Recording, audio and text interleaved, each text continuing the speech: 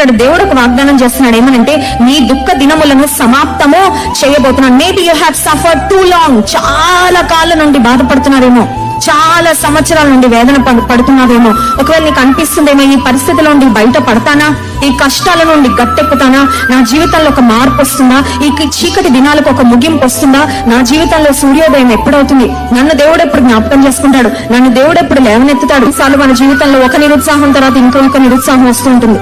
ఒక బాధ తర్వాత ఇంకొక బాధ, ఒక అవమానం తర్వాత ఇంకొక అవమానం, ఒక అపార్థం తర్వాత ఇంకొక అపార్థం, ఒక కష్టం తర్వాత ఇంకొక కష్టం, ఒక గుంటలోండి లేచామనుకోగానే ఇంకొక గుంటలో పడిపోవడం. ఇలాంటి పరిస్థితులు వస్తున్నప్పుడు అనిపిస్తుంది, ప్రభా నా జీవితంలో మార్పు వస్తుందా, నా దుఃఖ దినములు సమాప్తములు అవుతాయా. కొన్నిసార్లు నెలలు సంవత్సరాలు ఎదురు చూడాల్సి వస్తుంది, కానీ విడుదల మాత్రం నిశ్చయం. హల్లెలూయా. ఆశీర్వాదం మాత్రం నిశ్చయం. Your hope will not be cut off. నీ నిరీక్షణ, దేవుని యందు నీ ఉంచిన నిరీక్షణ నిన్ను ఎన్నడూ సిగ్గుపరచదు.